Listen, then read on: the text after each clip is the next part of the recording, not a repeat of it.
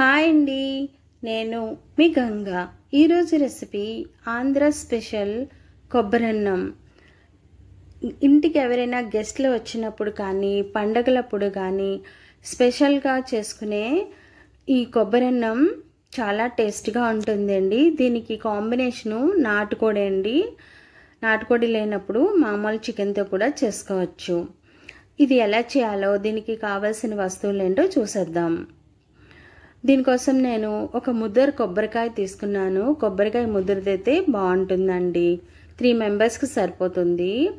అలాగే కొంచెం పసుపు, కొద్దిగా అల్లం వెల్లుల్లి, 2 ఉల్లిపాయలు, 2 పచ్చిమిరపకాయలు, 2 వెల్లుల్లి రెబ్బలు, లవంగ, ఇలాచి, దాల్చిన చెక్క అన్నీ కొంచెమే వేసుకోవాలి. ఇప్పుడు రైస్ ఏమో నేను 1 గ్లాస్ తీసుకున్నాను. కొలతలో ఇది 250 గ్రాములండి.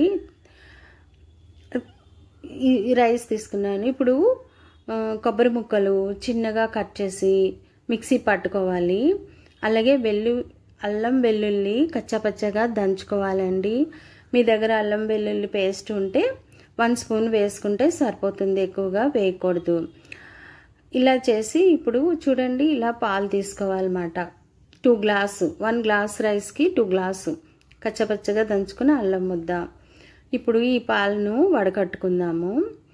పాతకాలం అయితే చాలా కష్టంగా ఉండేదండి. ఫస్ట్ కొబ్బరి అంతా కోరేసి వేడి నీళ్ళు వేసి ఒక తెల్ల క్లాత్లో ఈ పిట్టంతా వేసి గుడ్డను గట్టిగా పిండి కొబ్బరి పాలు తీసేవారు.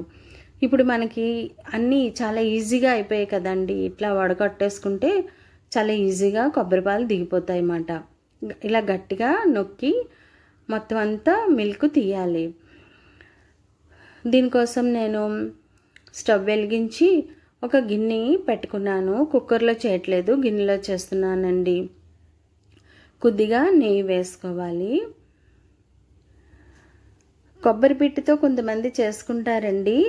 అలా కాకుండా ఉట్టి మిల్క్తో చేసుకుంటే చాలా బాగుంటుంది.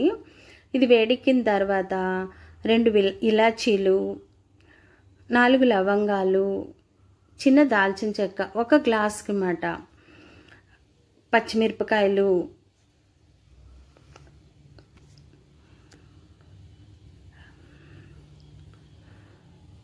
కరివేపాకు, సన్నంగా తరుముకున్న ఉల్లిపాయ ముక్కలు కూడా వేసి బాగా వేయించుకోవాలి. బాగా అంటే ఎక్కువసేపు రోస్ట్ చేయకూడదండి. సిమ్మిలో పెట్టి కొంచెం లైట్గా వేయించుకోవాలి. దీనికి స్పైసీ కూడా పడవండి ఎక్కువగా. సింపుల్ రెసిపీ అండి. ఇప్పుడు ఇది కొంచెం వేగిన తర్వాత ఈ అల్లం వెల్లుల్లి ముద్ద వేసుకోవాలి. ఇది కొంచెం వేగిన తర్వాత రుచికి సరిపడినంత సాల్ట్ వేసుకోవాలి. పసుపు వేసుకోవాలి. పసుపు కంపల్సరీ అండి. ఇది కొంచెం వేగిన తర్వాత మనం మిల్క్ తీసి పక్కన పెట్టుకున్నాం కదా కొబ్బరి పాలు, ఆ పాలు వేయాలండి. 1 గ్లాస్కి కుక్కర్లో చేస్తే 2 గ్లాసులు కొబ్బరి పాలు వేయాలి.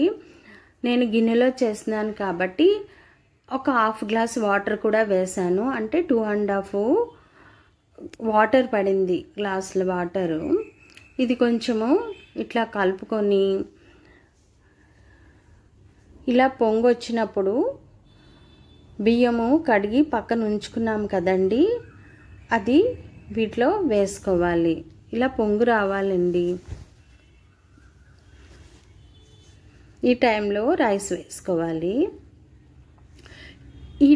రైస్ వేసుకునేటప్పుడు ఫ్లేమ్ పెద్దది పెట్టాలి. ఇది వేసి మూత పెడతాము కదా, మూత పెట్టిన తర్వాత బుడగలలాగా వస్తుంది కదా, ఆ టైంలో మళ్ళీ ఫ్లేమ్ తగ్గించుకోవాలి. చూడండి, మూత పెట్టి చూద్దాం. మళ్ళీ ఇలా వచ్చినప్పుడు స్టవ్ ఫ్లేము సిమ్లో పెట్టేసుకొని కొంచెం కలుపుకొని మళ్ళీ మూత పెట్టేసి మొత్తం ఉడికించుకోవాలన్నమాట. నీరంతా ఇంకే వరకు, అందుకే కొబ్బరిపాలు ఇంకే వరకు ఉడికించుకోవాలండి. చాలా సింపుల్ రెసిపీ అండి. దీనికి మసాలాలు అయితే అస్సలు వేయకూడదు. పాతకాలంలో చేసే పద్ధతి అయితే ఇదేనండి. మసాలాలు వేయడం వలన ఒరిజినల్గా ఉన్న కొబ్బరన్నం టేస్ట్ మొత్తం మారిపోతుందండి. ఒకసారి కూడా మీరు ఇలా ట్రై చేయండి. నచ్చితే నా ఛానల్ లైక్ చేయండి, సబ్స్క్రైబ్ చేయండి. పిల్లలైతే చాలా ఇష్టంగా తింటారండి. చూడండి ఎంత బాగుందో. కొబ్బరన్నం నాటుకోడి లేనప్పుడు మీరు మామూలు బాయిలర్ కోడితోనైనా చేసి తింటే చాలా బాగుంటుంది. పిల్లలైతే ఉట్టి అన్నమే తినేస్తారు.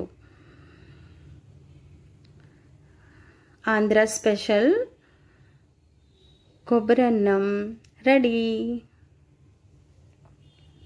నా ఛానల్ సబ్స్క్రైబ్ చేయండి.